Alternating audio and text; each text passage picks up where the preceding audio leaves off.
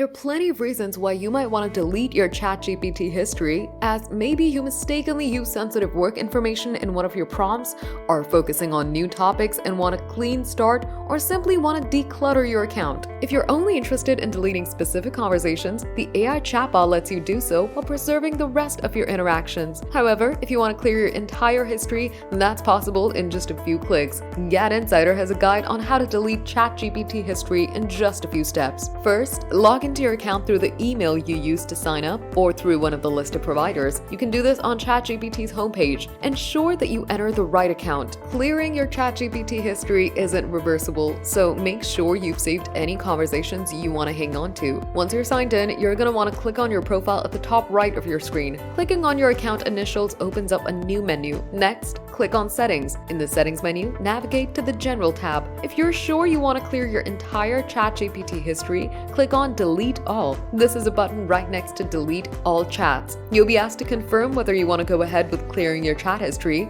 To proceed, click Confirm Deletion.